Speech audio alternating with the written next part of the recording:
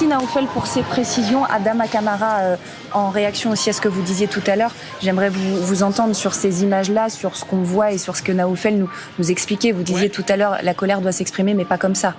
C'est clair, la colère elle doit s'exprimer, mais pas comme ça, pas en cassant ou en brûlant des choses. Moi, pour ma part, je trouve que voilà, mais ça s'entend, la colère ça s'entend, c'est peut-être un ras-le-bol aussi de plusieurs années, parce qu'on voit quand même... Ça dépasse le cas de Naël, c'est ça que vous dites. Moi, je pense que voilà, c'est comme je l'ai dit tout à l'heure, c'est peut-être un Naël de trop.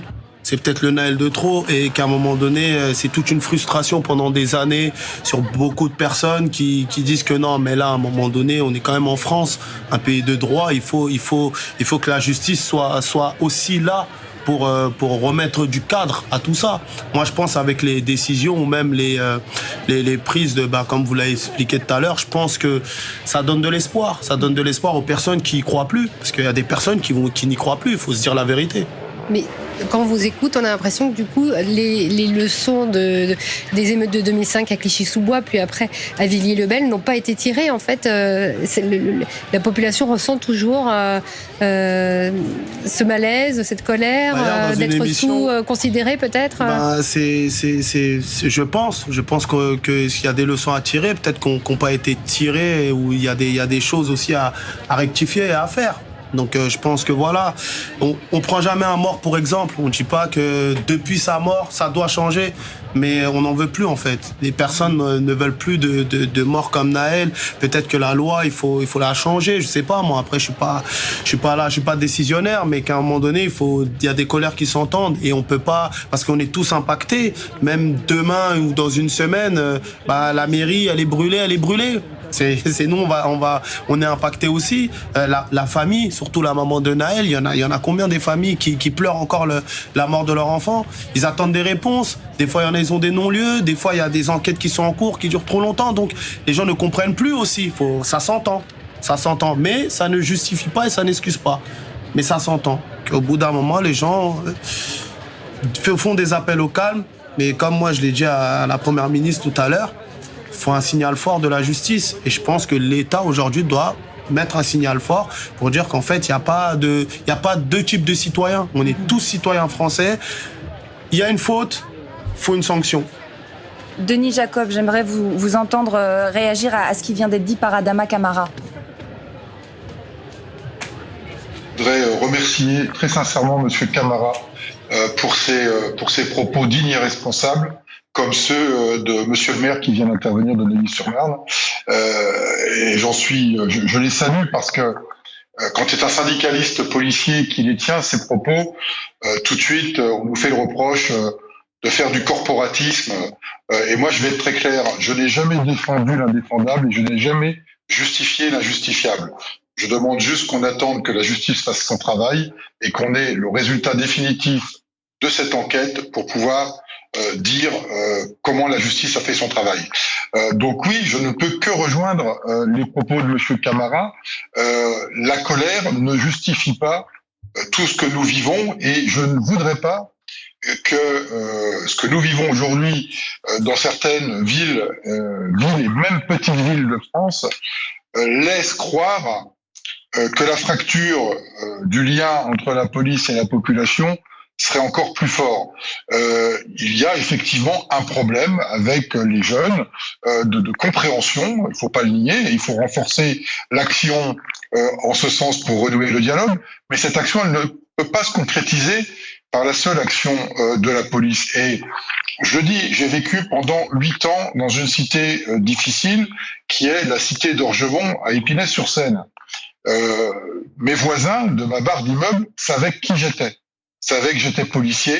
Je n'ai jamais eu aucun problème. Ce sont des gens qui n'aspirent qu'à une chose, à vivre en toute tranquillité, en toute sécurité, et qui ne veulent pas être considérés comme des citoyens de seconde zone.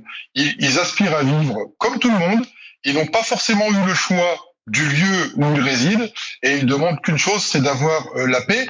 Mais cette paix, on ne pourra l'apporter que par une véritable, et je le dis depuis des années, une véritable politique interministérielle qui vise à rénover la politique sociale, économique de la ville, parce que la seule action de police dans les quartiers difficiles ne réglera rien.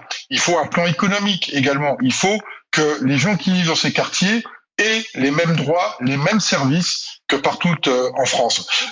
Et je pense que ce problème-là... Denis Jacob, pardon, je vous coupe. C'est l'État qui est en défaut aujourd'hui et depuis des années. Mais bien sûr, mais depuis plus de 30 ans.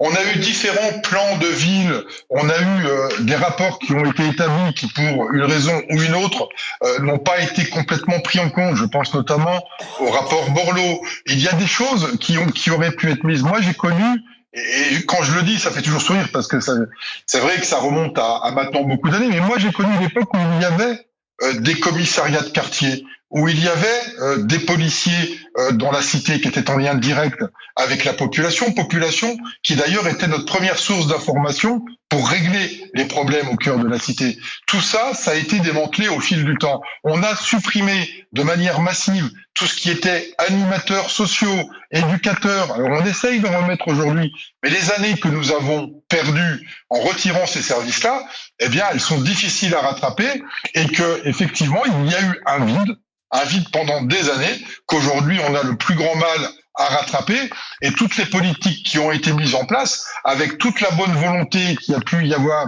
derrière, aujourd'hui, eh bien, elle n'est pas complètement probante, et donc il faut qu'on arrive à construire un lien renforcé de confiance, notamment entre la police et la population, et c'est ce à quoi nous travaillons depuis des années, et au sein d'Alternative Police et au sein de ma confédération, la CFDT. J'aimerais vous entendre sur la mise en examen de ce policier. Je sais que vous ne vous exprimez pas sur l'enquête, mais est-ce que vous voulez tout de même dire un mot à ce sujet ? Deux choses, déjà, permettez-moi, mais par rapport à ce que madame la politologue a dit sur votre plateau, le procureur n'a absolument pas confirmé qu'il y avait eu de faux témoignages de la part de policiers ce matin, et qu'il faut être très prudent par rapport aux déclarations que l'on fait sur des choses qu'on a pu voir ou entendre sur les réseaux sociaux, dans les médias, par rapport à cela. Donc je demande vraiment à ce qu'on s'en tienne aux déclarations du parquet. Et sur la mise en détention provisoire, eh bien le juge de liberté de la détention a fait le choix de ce placement en détention provisoire. Je rappelle que ce placement en détention provisoire, c'est pour la nécessité de l'instruction et non pas pour une reconnaissance de la culpabilité du policier, puisque, je le répète, cette enquête est toujours en cours et que c'est à l'issue de l'enquête et des responsabilités qui seront établies que un procès aura lieu et que le fonctionnaire de police sera présenté devant un tribunal. Et je tenais à le rappeler. Donc oui, la justice fait son travail. Elle a considéré que la mise en détention provisoire était nécessaire. Il ne m'appartient pas de dire si c'est bien ou pas bien. La justice fait son travail et je respecterai le déroulé de la procédure telle qu'elle est établie jusqu'au résultat de l'enquête. Denis Jacob, un mot sur ce que Naoufel vient de nous dire, sur les images que l'on voit. Malheureusement, ça témoigne du climat de tension que l'on connaît depuis 48 heures, une fois de plus. Et au risque de me répéter, je regrette qu'une marche blanche qui était censée honorer la mémoire de ce jeune qui se voulait digne, respectueuse, se termine comme elle se termine, avec des violences urbaines, des affrontements. Que dire de plus que moi je déplore bien évidemment cette situation, que je ne peux pas accepter que d'une affaire individuelle on globalise et qu'on puisse dire la police tue. La police ne tue pas. Je vais pas vous redonner les chiffres de tout à l'heure. 25 800 refus d'obtempérer en 2022, 153 fois pour l'usage de l'arme, ce qui reste de trop. Mais c'est quand même très minoritaire par rapport aux faits auxquels on est confronté. Et donc je regrette que cette marche blanche, qui devait être respectueuse et honorer la mémoire de ce jeune, soit utilisée à des fins politiques pour faire le procès en finalité de la police nationale et de laisser croire qu'il y a une fracture entre la police et la population. Il y a des problèmes, je ne le nie pas.